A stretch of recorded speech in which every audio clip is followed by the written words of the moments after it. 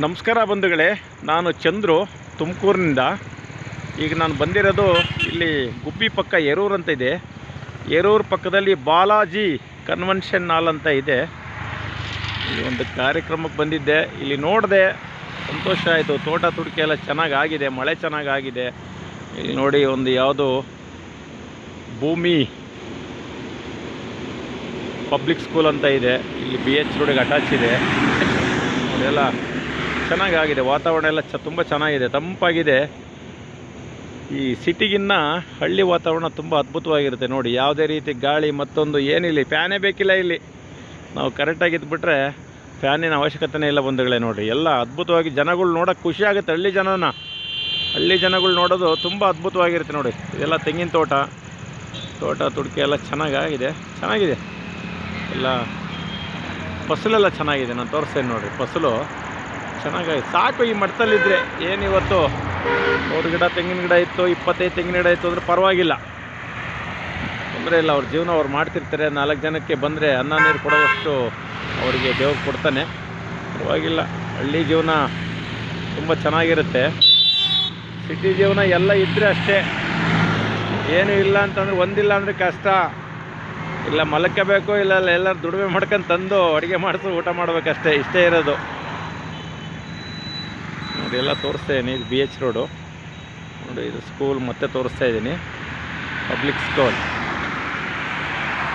ನೋಡಿ.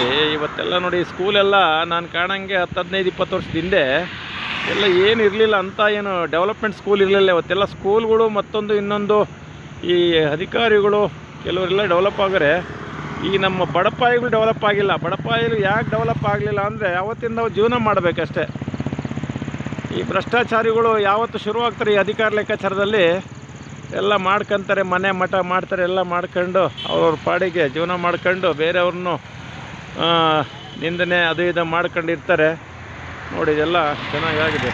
ಉದಾಹರಣೆ ಭೂಮಿ ಸ್ಕೂಲ್ ನೋಡಿರಿ. ನಾನು ಕಾಣಂಗೆ ಏನು ಇರಲಿಲ್ಲ ಹಿಂದೆ, ಎಲ್ಲ ನೋಡಿ ಬದುಕಿದ್ದಾರೆ ನೋಡ್ರಿ. ಇದೆಲ್ಲ ಸದೇ ಸರ್ಕಾರಿ ಸ್ಕೂಲಲ್ಲಿ ಮಕ್ಕಳನ್ನ ಸೇರಿಸ್ರಪ್ಪ ಅಂದರೆ ನಮಗೆ ಪ್ರಶ್ನೆ ಕೇಳ್ತಾರೆ, ಅಯ್ಯೋ ಅಲ್ಲಿ ಹಂಗೈತೆ ಇಲ್ಲಿ ಹಿಂಗೈತೆ ಬಿಡ್ರಿ ಇರ್ತಾರೆ. ಎಲ್ಲ ಚೆನ್ನಾಗಿ ನೋಡ್ಕೊತಾರೆ. ಸರ್ಕಾರದಲ್ಲಿ ಒಳ್ಳೆ ಬಂಡವಾಳ ಹಾಕಿ ಮಾಡಿದ್ದಾರೆ ಸರ್ಕಾರಿ ಸ್ಕೂಲ್ಗಳ್ನ.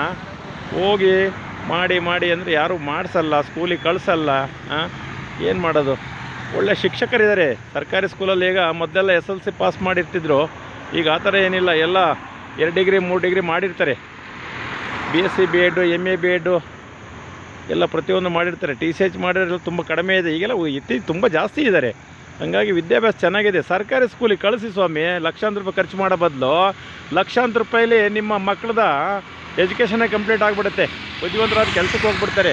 ನಾವು ದಯವಿಟ್ಟು ನೆಕ್ಸ್ಟ್ ಸರ್ಕಾರಿ ಸ್ಕೂಲಿಗೆ ಕಳಿಸಿ. ಪ್ರೈವೇಟ್ ಸ್ಕೂಲ್ನ ನಾವ್ಯಾಕೆ ಉದ್ಧಾರ ಮಾಡೋಕೆ, ನಾವು ನೀವು ಸೇರ್ಕೊಂಡು ತಲೆಯಲ್ಲಿ ಕಾರಣ ಬಂಧುಗಳೇ. ನಮಸ್ಕಾರ. ಜೈ ಕರ್ನಾಟಕ, ಜೈ ಭಾರತ.